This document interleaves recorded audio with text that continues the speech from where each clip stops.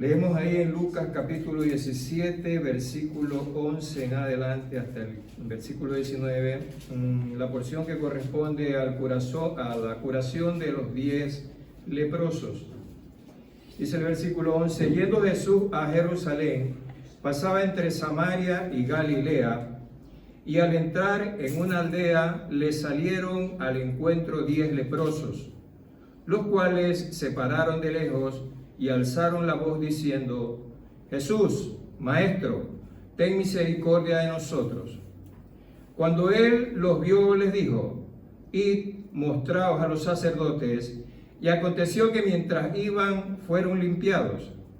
Entonces uno de ellos, viendo que había sido sanado, volvió glorificando a Dios a gran voz, y se postró rostro en tierra a sus pies, dándole gracias.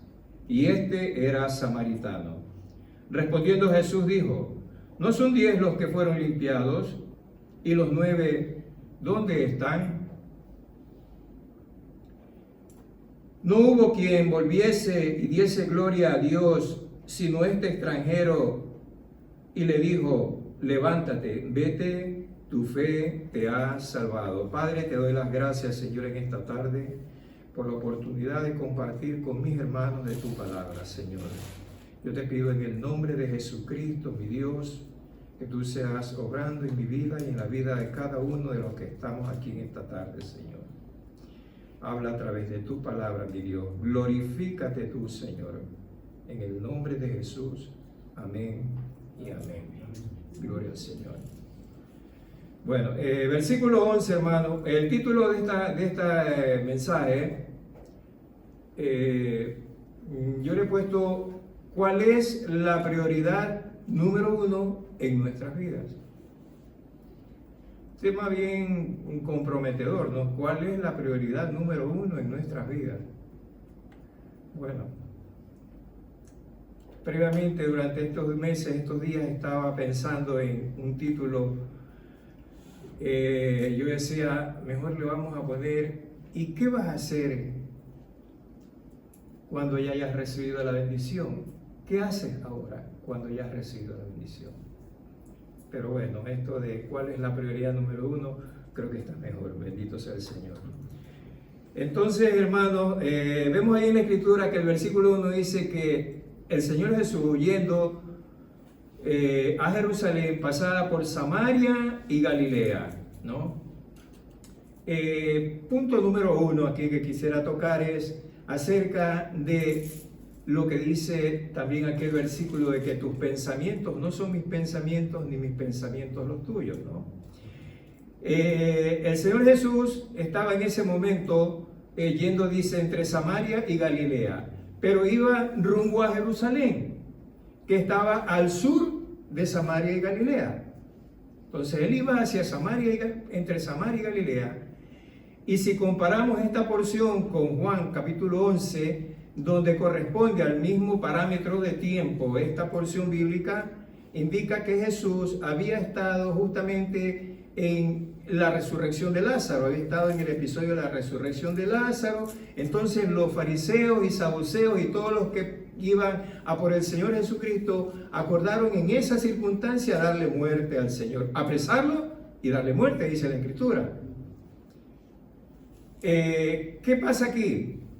Que el Señor Jesucristo, usando el sentido común, que no necesitaba él de tener mucho de esto porque él era Dios en carne, sin embargo se va hacia el norte cuando su destino era hacia el sur. ¿Qué pasa, hermanos? Ahí para nosotros podría parecer raro esto, ¿no? ¿Por qué ese recorrido que hace el Señor de esa manera? Pero ya digo, hermanos, los pensamientos del Señor, los pensamientos de nuestro Dios, los propósitos de nuestro Dios siempre serán superiores a los que nosotros podamos imaginar o pensar. Podríamos decir también, bueno, si él no hubiera ido hacia el norte, no se hubiera encontrado con los 11 leprosos. ¡Qué coincidencia! Y si no hubiera bajado hasta Jericó en el recorrido hasta Jerusalén, tampoco hubiera sanado a aquel cojo que estaba en el camino, ¿recordáis? Que lo puso de pie. pero es que ese era el plan de Dios. Eso era el propósito, entre paréntesis, de Dios cuando Él descendía hacia Jerusalén, juntamente con el resto de los judíos que descendían previo al tiempo de la Pascua para llegar a Jerusalén. Como he dicho, primer punto, la soberanía de Dios manifiesta independientemente de lo que nosotros podamos o no podamos pensar en un momento, inclusive respecto de nuestras propias vidas. Gloria al Señor. Versículo 12. Dice, al entrar en una aldea le salieron al encuentro 10 hombres leprosos, los cuales se pararon de lejos.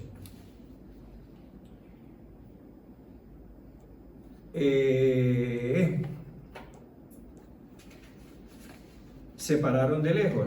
Claro, los leprosos se pararon de lejos y todos sabemos que era por la causa de que como ellos estaban sufriendo esa enfermedad de la lepra y para ellos, inclusive para asuntos religiosos, no podían ellos acercarse a otra persona por la condición misma de su cuerpo, ¿no? Entonces dice la Escritura que le dijeron desde lejos al Señor, le hablaron, y 10 hombres leprosos, los cuales se pararon, dice, de lejos.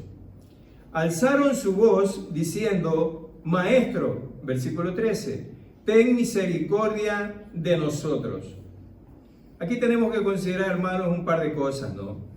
Judíos y samaritanos no se llevaban bien, pero Jesús no hizo distinción a la hora de bendecirlos con la sanidad que necesitaban.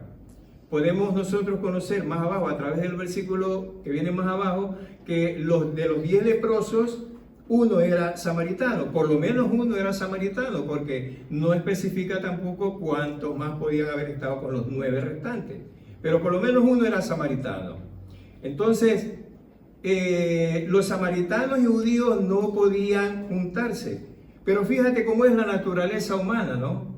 Y así debería ser en realidad, que por medio de la necesidad, por medio de la urgencia, la tribulación, la enfermedad, estas personas, aunque eran opuestas en cuanto a lo doctrinal o lo que sea, pues iban juntas, judíos y samaritanos. Antes que Oscar estaba orando acerca de lo que está pasando en Israel, Gaza, Irak y todo eso, yo he pensado, hermano, en estos días viendo las noticias en la tele, y sinceramente, hermano, es que se le encoge el corazón a uno cuando ve, por ejemplo, a los niños gazaríes agolpados alrededor de una olla, pero no 5 o 10, así, hermano, con una cacerola ahí, implorando que les pongan un poquito de comida, hermano. Y yo digo, ¿no? Digo, Señor, ¿y qué hacen los dignatarios, la gente que tiene la autoridad y el poder para hacer algo en esta situación? No, independientemente de los problemas de que son terroristas o lo que sea, yo me refiero a la necesidad, a la urgencia, a la pena que están pasando estos niños, especialmente de la necesidad de hambre en ese sector, ¿no? Pero fíjate que en este caso iban judíos y samaritanos juntos, debido a la necesidad que compartían. Un comentario de MacArthur dice, aquí tenemos un ejemplo de una de las leyes de la vida. La común desgracia había roto las barreras raciales y nacionales, haciéndoles olvidar las diferencias que habían entre judíos y samaritanos, y recordar que solo eran seres humanos necesitados de una sanidad mutua y de compañía, porque vivían abandonados. El versículo 13 también dice, se pararon de lejos. La condición de leprosos, como ya dije antes, les prohibía por la ley acercarse a cualquier persona, especialmente con fines ceremoniales, a quienes se les obligaba a vivir fuera de las ciudades, de acuerdo a lo que pone Levítico capítulo 13. Ahora bien, Jesús pudo haberse acercado a los leprosos, tocarlos y sanarlos, como hizo con el leproso de Mateo capítulo 8. Esto a los religiosos los hubiera escandalizado, pero les dijo, id y mostraos a los sacerdotes. Aquí hay que tomar en cuenta, hermanos, es que no se trata de un método o procedimiento o técnica rígida de proceder de Jesús. Nunca el Señor estuvo sujeto a conceptos, leyes o reglamentos puramente humanos, excepto cuando fue de obedecer estrictamente la ley del Padre. Se trataba de manifestar su autoridad en ese momento y su gloria frente a la dolencia de la gente. Y esto era lo que más enardecía a los religiosos, quienes ponían el cumplimiento estricto de la ley y reglamentos por encima del dolor humano. Eso lo vimos a través de toda la Escritura. Estos leprosos le dicen: Maestro, ten misericordia de nosotros. Estos conocían, o por lo menos habían escuchado hablar del Señor Jesús. Por eso lo llaman Maestro. Y sabían que de él podían obtener la sanidad para sus cuerpos. Versículo 14.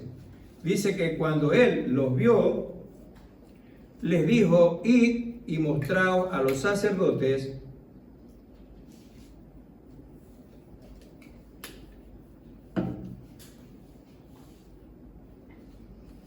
Y aconteció que mientras se iban, fueron limpiados. Aquí, hermanos, no solo tenemos uno de los milagros de Jesús, uno más de los milagros de Jesús, de los tantos que hizo el Señor, sino que también tenemos una de las más grandes y evidentes demostración de la fe de Jesús.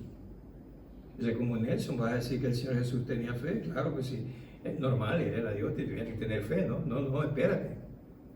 El Señor Jesús manifestó su fe también. Y luego lo vamos a ver. La certeza de lo que se espera, la convicción de lo que no se ve, en Hebreos capítulo 11:1, cuando él les dijo: iros y mostraos a los sacerdotes. En otras palabras, lo que Jesús les dijo: id a los sacerdotes para que sean declarados limpios cuando lleguen ahí. Eso es prácticamente lo que les dijo. Cuando Jesús les dijo esto, aún no habían sido limpiados, porque la sanidad ocurrió mientras iban. Hermanos, del Señor podemos aprender todo. No mucho, todo. Pero aprender de su fe nos acerca o nos pone no solo frente al hombre hijo de Dios, el Salvador y Redentor nuestro, sino también al Maestro por excelencia, de quien debemos aprender e imitar en cuanto a su fe. ¿Que el Señor Jesús tenía fe? Sí.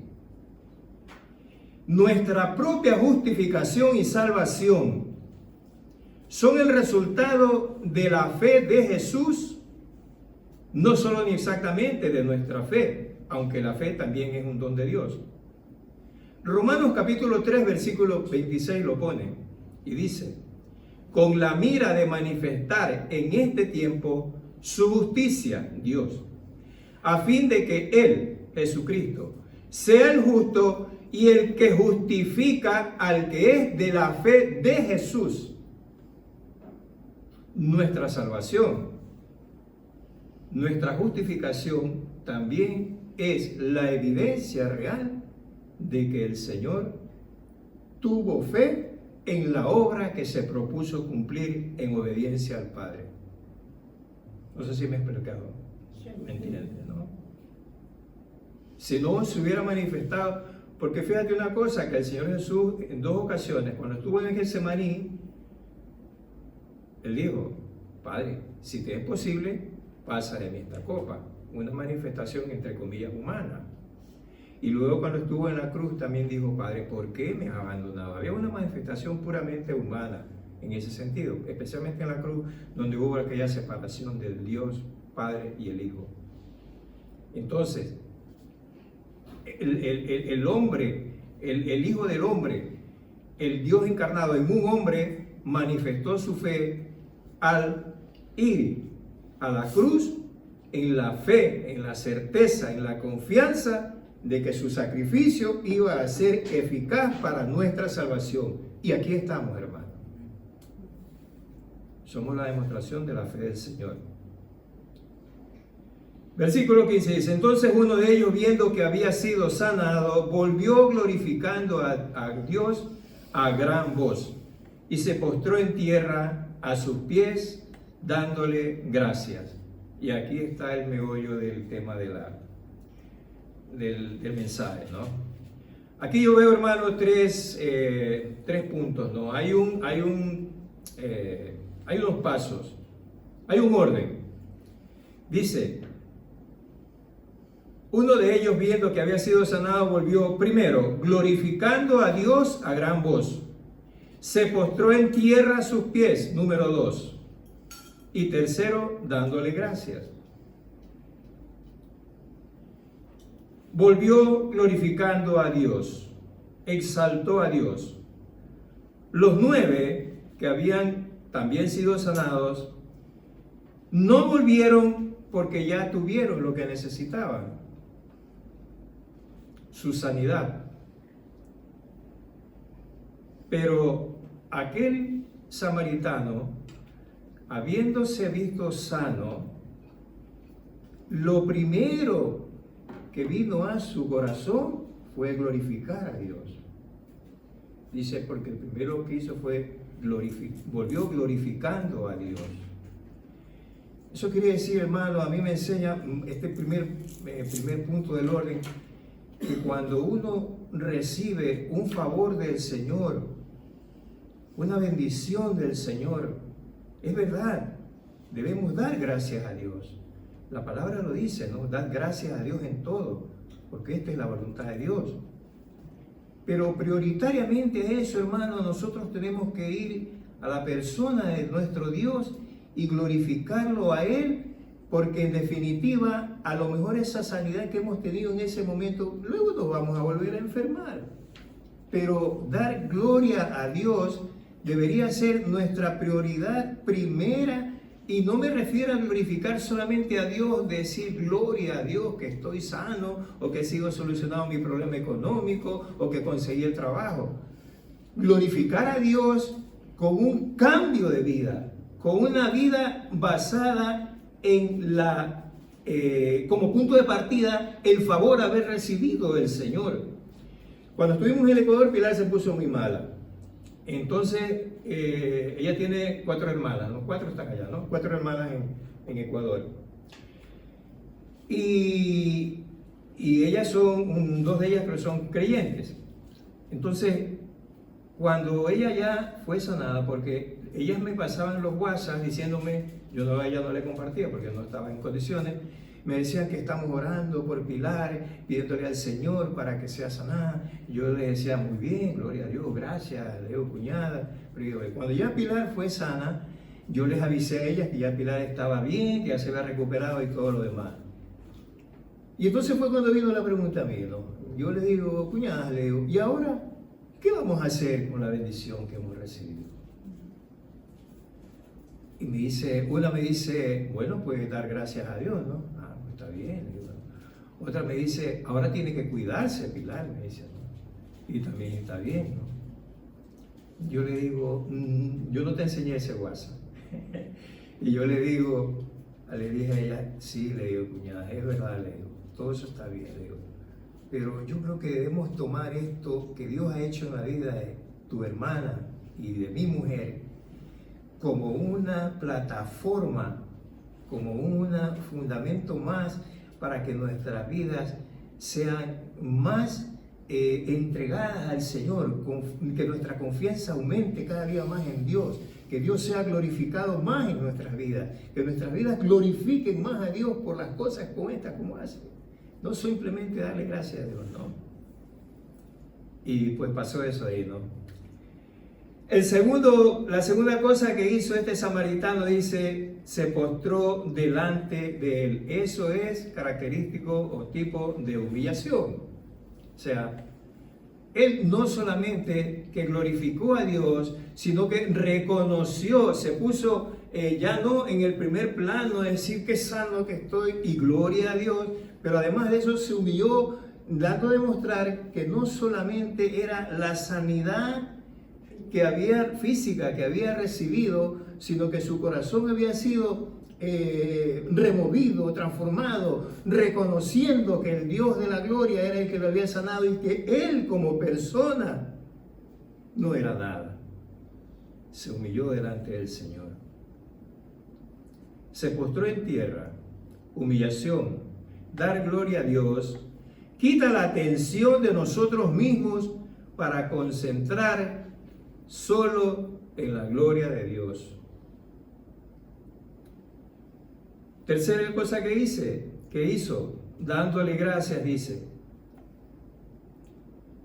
Este es otro comentario que encontré por ahí. Dice, el agradecimiento sincero a Dios, y ojo con esto, hermano, que a mí me gustó esto. El agradecimiento sincero a Dios solo puede surgir de un corazón regenerado, del nuevo hombre, y que producto de esa regeneración, su yo está siendo desplazado y está siendo ocupado cada día más por la persona de Jesucristo y por la prioridad de su gloria. Amén. Versículo 17. Respondiendo Jesús dijo, ¿no son 10 los que fueron limpiados y los 9 dónde están? Creo que Jesús sabía dónde estaban, ¿no? Seguro que sí. Pero ellos habían vuelto a sus vidas normales con el plus de la sanidad en sus cuerpos. Ya tuvieron lo que querían. No reconocieron la gloria de Dios, por eso no se humillaron y no dieron gracias. Hermano, que Dios nos ayude a ser conscientes de cómo su misericordia obra en nuestras vidas, hermano. Yo tengo una expresión, ¿no? Dios es un Dios extremadamente misericordioso, hermano. Siempre se lo comparto a veces así, se lo he dicho. Porque si yo comparo mi vida pasada con lo que Dios en su gracia y en su infinita misericordia ha hecho con mi vida en particular, con la vida de mi familia, con la vida de mis hijos, hermanos, es que eso es como para vivir postrado delante de Dios, dándole gloria y humillado delante de Él, sabiendo que no somos nada, hermano, que Él lo es todo en nuestras vidas. Claro que Jesús sabía dónde estaban. Había vuelto a sus vidas con el plus de la sanidad que he puesto yo aquí en sus cuerpos. Ya tuvieron lo que tenían, no reconocieron la gloria de Dios, por eso no se humillaron y no fueron agradecidos. Versículo 18. El Señor Jesús pregunta, ¿no hubo quien volviese y diese gloria? Mira. No hubo quien volviese y diese gloria a Dios, sino este extranjero. Podía haber dicho el Señor, no hubo quien volviese, sino este extranjero que fue el único que vino a dar gracias a Dios, que también hubiera estado bien, ¿no? Pero aquí el énfasis está en la prioridad de lo que primero es dar gloria a Dios. El Señor lo dijo, no hubo quien volviese y diera gloria a Dios, sino este extranjero. Enfatizó para nosotros la prioridad de que lo primero, lo más importante es exaltar, resaltar, mostrar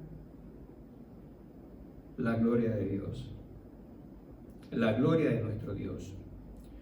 Los 9 que fueron limpiados, mientras estaban leprosos, no tenían ningún problema con juntarse con samaritanos.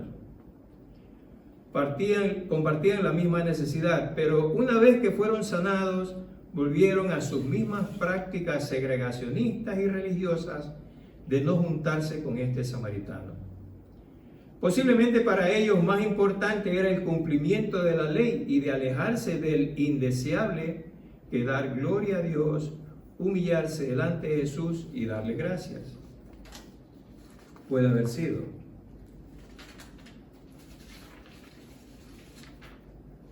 No hubo quien volviese y diese gloria a Dios sino este extranjero, dijo el Señor. Como he dicho, el Señor remarca y enfatiza la prioridad de dar gloria a Dios. Pero no, como lo dije al principio, no solo como una expresión, sino como una vida que va acompañada de mayor sometimiento, mayor entrega, mayor obediencia a Dios y en y durante nuestras vidas. En el Evangelio de Juan, en el capítulo 17, versículo 4, ahí podemos ver, hermanos, el mismo Señor Jesucristo mostrándonos la prioridad de dar gloria al Padre durante su vida. Juan 17, 4 dice: Yo te he glorificado en la tierra, he acabado la obra que me disteis que hiciese. Ahora pues, Padre, glorifícame tú para contigo con aquella gloria que tuve contigo antes que el mundo fuese. Versículo 4 especialmente dice: Yo te he glorificado en la tierra, he acabado la obra que me diste que hiciese. Una vez que él ya estaba llegando al final de su ministerio, es como una reflexión, para decirlo en otra forma, ¿no? La vida que he vivido, todo lo que he hecho, lo he hecho para tu gloria. Te he glorificado con todo mi ministerio, todo mi sufrimiento y todo lo demás, para tu gloria. Y fue el Señor Jesucristo hablando en ese momento. Hermanos, en estas líneas aquí podemos ver de una manera, y esto también es importante, hermanos, podemos ver de una manera panorámica, así global, la persona y manifestación de Jesucristo. O sea, nosotros podemos leer la porción bíblica, ¿no? Y podemos ir señalando detalles específicos de cómo lo hemos hecho en este momento. Y remarcando lo que Jesús dijo o lo que el samaritano dijo, y así por el estilo, ¿no? Pero yo creo, hermanos, que cuando leemos la Escritura, y especialmente los Evangelios, donde está el Señor Jesucristo, tenemos que tratar de mirar, claro, siempre la persona de Jesucristo ahí, pero de una manera, como he puesto aquí, de una manera panorámica, así, sabiendo que Él está en todo el tramo, que Él está en todas las circunstancias, que Él es el protagonista, porque aquí lo he puesto, dice, la persona y manifestación de Jesucristo. Es como observar constantemente al actor principal de una obra sin que su presencia esté siempre físicamente, pero sí está palpitante. Saber toda la presencia del Señor Jesucristo en todo el drama. En Apocalipsis capítulo 9, versículo 5 dice que estaremos en el cielo alabando y glorificando a Dios, todos sus siervos y los que le teméis, dice la Escritura. Esa será nuestra prioridad en el cielo. Pues si mientras estamos en esta tierra y ya estamos en Cristo Jesús, siendo nuevas criaturas, según 2 Corintios 5:17, no podemos vivir de otra manera nuestras vidas, sino glorificando a Dios como nuestra primera prioridad. Porque si eso es lo que vamos a estar haciendo en el cielo, y ya somos salvos por la gracia y misericordia de Dios, lo que vamos a hacer cuando estemos en la presencia del Señor, ahora que ya somos salvos, nuevas criaturas, esa tiene que ser nuestra prioridad en esta vida. Pero vuelvo a repetir, no como simplemente una expresión nuestra, no, que a veces hasta se convierte en una coletilla. Gloria a Dios, que me pasó esto, gloria a Dios. No, espérate. Entonces dice la palabra que cada palabra que salga por tu boca será tomada en cuenta el día del juicio. Porque a veces con tanta alegría que decimos cosas, ¿no? Pero está bien, yo no digo que no, pero parémonos un momentito a meditar en eso, ¿no? Con qué seriedad y responsabilidad hacemos esa expresión de dar gloria a Dios. Amén, hermano. Amén. Pues hasta aquí tenemos el mensaje. Oramos un poquito y Padre, te damos las gracias, Señor, por tu palabra. Señor, ayúdanos en nuestras casas, Señor, en nuestras intimidades, a ampliar con nuestras mentes y nuestros corazones esta porción leída, Señor. Sabemos que cada uno de nosotros tenemos para recibir de ti de manera muy particular y privada, Señor, porque tú eres un Dios que cuida particular y colectivamente de nosotros, Señor. Por eso te pido en el nombre de Jesucristo que tú añadas bendición a cada palabra dicha, Señor amado, para la honra y gloria de tu nombre. En el nombre de Jesús. Amén.